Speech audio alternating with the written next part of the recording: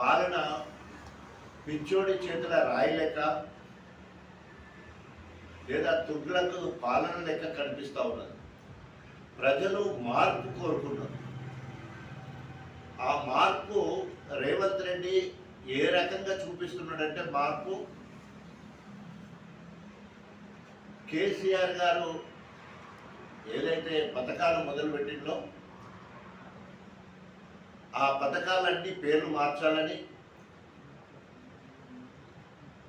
లేదా ఆయన ఆడవాళ్ళు ఏమి లేకుండా ఉండాలనే ఆలోచనతో ఈరోజు తెలంగాణ రాజముద్రను మార్చాలనుకోవడం, తెలంగాణ తల్లి విగ్రహాన్ని మార్చాలనుకోవడం, తెలంగాణలో తెలంగాణ పేరుతో లేదా ఆ ప్రాంతంలో ఉన్న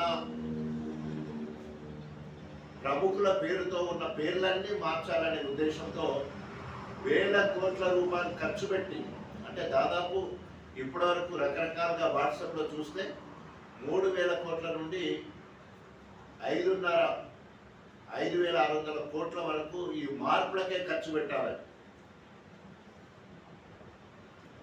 ఆ మార్పుల వల్ల రాజముద్ర మార్చడం వల్లనో, తెలంగాణ తల్లి విగ్రహం మార్చడం వల్లనో, లేదా ఆఫీసులకు, పార్కులకు, ప్రభుత్వ సంస్థలకు పేర్లు మార్చడం వల్ల ప్రజలకు ఒరిగేది ఏమి కూడా లేదు. ప్రజలు కోరుకునే మార్పు ఏంటంటే 2,000 పెన్షన్ అన్నాడు, 4,000 వచ్చే మార్పు కావాలనుకున్నారు ప్రజలు. 1,00,000 రూపాయల రుణమాఫీ, 2 లక్షలు రుణమాఫీ కోరుకున్నారు ప్రజలు. కళ్యాణ లక్ష్యంతో తులం బంగారం వస్తుందని ఆశపడ్డారు ప్రజలు. అదేవిధంగా 10,000 ఉన్న రైతు బంధు, రైతు భరోసా సంబంధించిన పథకం ఎకరాకు సంవత్సరానికి 15,000 ఇస్తారని ఎదురు చూసిన ప్రజలు. రైతులు పండిన వడ్లన్నిటికీ 500 రూపాయలు బోనస్ ఇస్తారని చెప్పేసి ఆ మార్పును ప్రజలు కోరుకున్నారు.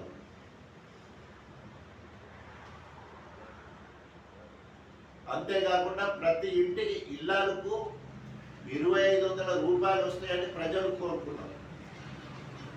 కానీ ఏ ఒక్కటి కూడా ఎలాంటి మార్పు లేకుండా ప్రజలు కోరుకున్న మార్పు ఒకటైతే, ఈరోజు రేవంత్ రెడ్డి తెలంగాణ అస్తిత్వానికి సంబంధించిన ఆడవాళ్లను మార్చాలని చూస్తూ ఉన్నారు. దీన్ని తీవ్రంగా ఖండిస్తున్నాం. ఖండించడమే కాకుండా ఇప్పటికైనా 6 నెలల సమయం అయిపోయింది, 7వ తారీఖు. ఇప్పటికైనా ఇచ్చిన హామీలకు కట్టుబడి వెంటనే వీటన్నిటిని అమలుపరచడానికి చొరవ తీసుకోవాలి. అన్నిటికంటే ముందు ఆగస్టు 15వ తారీఖు వరకు 2 లక్షల రైతు రుణమాఫీ చేస్తానన్నాడు. అది వెంటనే కార్యాచరణ సిద్ధం చేయాలి. రెండవది, రైతు బంధుకు సంబంధించిన అంశం. ఇప్పటికే విత్తనాల కొరత ఏర్పడ్డది, చెప్పులు లైన్లు పెట్టే పరిస్థితి అవపడుతుంది, రైతుల మీద లాఠీ చార్జ్ చేసే పరిస్థితి కనబడుతూ ఉంది. గత 10 ఏళ్లలో ఎక్కడ చెప్పులు లైన్లలో లేవు, రైతుల మీద లాఠీ చార్జ్ జరగలేదు. ఇప్పటికైనా తెలంగాణలో ఉన్న రైతుల ఉసురు పోసుకోకుండా, రైతులు తిరగబడక ముందే రైతుకు సంబంధించిన అన్ని అంశాలు, 24 గంటల కరెంటు కావచ్చు, రైతు బంధుకు సంబంధించిన 15,000 రూపాయలు ఎకరాకు సంవత్సరానికి కావచ్చు, రైతు బీమా కావచ్చు, అన్నిటికంటే ముఖ్యంగా అందుబాటులో విత్తనాలు కావచ్చు. అదేవిధంగా మొన్నటి వరకు పండిన పంటను కూడా పూర్తిగా కొనలేక అడ్డికి పావు చేయాలనుకున్న పరిస్థితి కనబడ్డది. ఆ పరిస్థితి రాకుండా వెంటనే రైతులకు మేలు చేసే విధంగా చర్యలు తీసుకోవాలని డిమాండ్ చేస్తూ ఉన్నాం. పాలన మీద ఆయనకు ఒక ఆలోచన లేదు. ఏ రంగం మీద, వ్యవసాయ రంగం మీద కానీ, విద్యుత్ రంగం మీద కానీ, సాధారణ పాలన మీద కానీ, అడ్మినిస్ట్రేషన్ మీద కానీ విద్యారంగంలో కానీ వైద్య రంగంలో కానీ ఇప్పటి వరకు ఒక దాని మీద రివ్యూ పెట్టి దాని మీద సమగ్రంగా ఒక ప్రణాళిక తీసుకొని ముందు పోయే ఒక పథకాన్ని ఇప్పటి వరకు పెట్టారు. ప్రకటించిన ఏవైతే పథకాలు ఉన్నాయో వాటి మీద రివ్యూ చేసిన సందర్భం కూడా ఇక్కడ కూడా కనిపించలేదు. రేవంత్ రెడ్డి గారు చెప్పినట్టు రిఫరెండం అంటే మనం చేసిన పని బాగుంది అని తీర్పు ఇవ్వడం, ఫలితాలను మెచ్చుకోనా లేకపోతే నిరాకరణ అని చెప్పేసి. మరి ఈరోజు 8 మంది ఎంపీలను గెలుచుకోవడం మాత్రమే జరిగింది. ఇప్పటికైనా పాలన మీద, ఎందుకంటే ప్రతిపక్షంగా కేసీఆర్ చెప్పిండు 6 నెలలు సమయం ఇస్తామన్నారు, 6 నెలల సమయం అయిపోయింది. ఇప్పటికైనా రేవంత్ రెడ్డి ప్రజల పక్షాన్ని ఆలోచించవలసిన అవసరం ఉన్నది. రెండవది, కడియం శ్రీహరి గారు నేను అభివృద్ధి కోసము పార్టీ మారుతున్నా అని చెప్పడం జరిగింది. రేవంత్ రెడ్డి మంత్రివర్గంలో లేదా పాలనలో అభివృద్ధి శూన్యం. ఇప్పటి వరకు 6 నెలల్లో జరిగిన అభివృద్ధి శూన్యం. అదనంగా సంక్షేమ పథకాలు శూన్యం.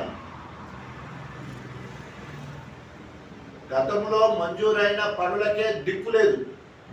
నేను మంజూరు చేయించిన 100 మంచాల హాస్పిటల్కి సంబంధించిన జీవో వచ్చింది.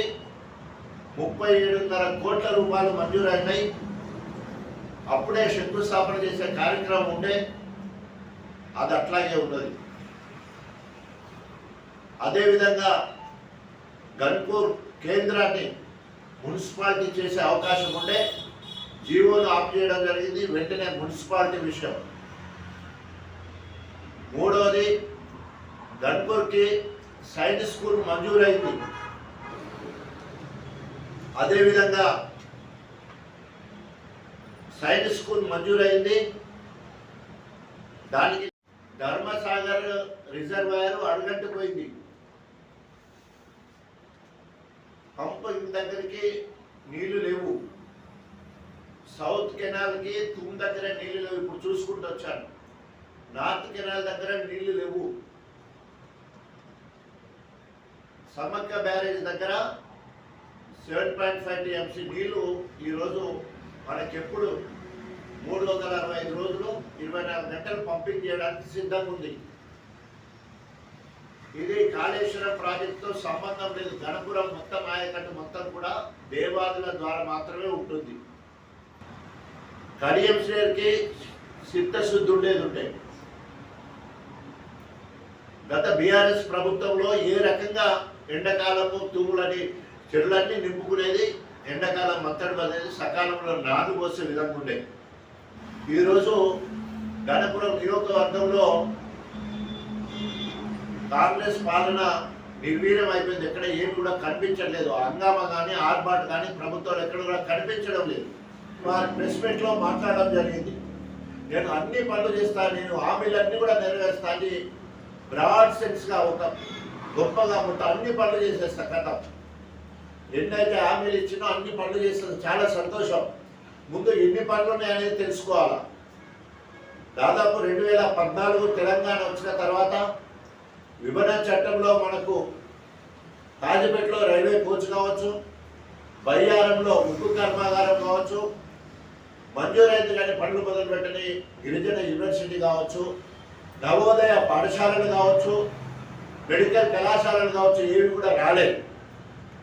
వాటి మీద ఒక కార్యాచరణ చేసుకోవాల్సిందిగా కావ్య గారిని డిమాండ్ చేస్తా ఉన్నాను. దాంతోపాటు గణపురంలో ఇప్పటి వరకు కేంద్రంలో పెండింగ్లో ఉన్న ఇంటర్నేషనల్ లెదర్ పార్క్ ఈరోజు ఇక్కడ తెలంగాణ మొత్తంలో గణపూర్ నియోజకవర్గంలో మాదిగలు అత్యధికంగా ఉన్నారు. 1978 నుండి ఇప్పటి వరకు రిజర్వ్ కాన్స్టిట్యున్సీ చాలా రోజుల నుంచి ఎదురు చూస్తూ ఉన్నారు. ఇక్కడ మినీ లెదర్ పార్క్కి సంబంధించిన భూమి ఉంది. నేను కొంత ఫైల్ను ముందుకు తీసుకుపోవడం జరిగింది. దాదాపు 123 ఎకరాల స్థలాన్ని ఎంఆర్ఓ ద్వారా మరి ప్రభుత్వానికి కేంద్రానికి పంపించడం జరిగింది. ఎన్డీఏ ప్రభుత్వం ఉండడం వల్ల ఆ ప్రాజెక్టు అక్కడ ఆగిపోయింది. ఇప్పుడు ప్రధాన ప్రతిపక్షంగా కాంగ్రెస్ ఉంటా ఉంది, ఇండియా కూటమిలో భాగం. సో వెంటనే మరి మీరు కూడా అక్కడ ఈ పెండింగ్లో ఉన్న అన్ని ప్రాజెక్టులు, గణపురంలో ప్రాతినిధ్యం వహిస్తున్న కడియం శ్రీయర్ కూతురుగా ఇంటర్నేషనల్ మెగా లెదర్ పార్క్ తీసుకురావడానికి కృషి చేయాల్సిందిగా మరి మేము డిమాండ్ చేస్తూ ఉన్నాం. ఎందుకంటే ఆల్రెడీ ప్రాసెస్లో ఉన్నదాన్ని ముందుకు తీసుకోవాల్సిన బాధ్యత కావ్య గారికి ఉంది. నేను ఇంతకుముందు ప్రెస్లోనే మాట్లాడడం జరిగింది. బీఆర్ఎస్ పార్టీ అధికారంలో లేదు. బీఆర్ఎస్ పార్టీ ప్రశ్నించే గొంతుకగా ఉండాలి. ప్రశ్నించే గొంతుగా చట్టసభలో ఉంటుంది, బయట కూడా మాట్లాడవచ్చు.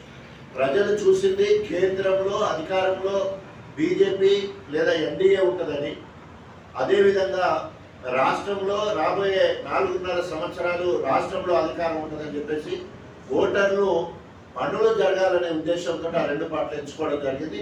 ప్రతిపక్షంగా మాకుండే స్థానం మాకున్నది. సో ఓ ఎంపీ అయితేనో ఎమ్మెల్సీ అయితేనో ప్రశ్నించాల్సిన అవసరం లేదు. పార్టీగానే ఇప్పుడు నేను పార్టీగానే మాట్లాడుతున్నాను. బీజేపీకి ఇటు కాంగ్రెస్కు ధీటుగా సభకు చెప్పిన స్థాయిలో ప్రజలందరూ కూడా వారు ఇచ్చిన తీర్పును మేము గౌరవిస్తున్నాం. బీజేపీకి మేము ఏమని చెప్పడం కాదు, ప్రజలు అలాంటి నిర్ణయం తీసుకున్నారు. మేము ప్రధాన ప్రతిపక్షంగా మేము ప్రశ్నించే గొంతుగా పార్లమెంట్లో ఉంటామన్నప్పుడు అట్లా కాదని చెప్పేసి కాంగ్రెస్ వారు రెండింటి తీసుకున్నారు. వాళ్ళిద్దరి మీద గురుగన కొనడానికే మేము ఇద్దరికి ప్రతిపక్షంగా ఉంటాం. మరిన్ని వార్తల కోసం నా ఛానల్ని సబ్స్క్రైబ్ చేయండి, పక్కనే ఉన్న బెల్ ఐకాన్ని ప్రెస్ చేయండి, లైక్ చేయండి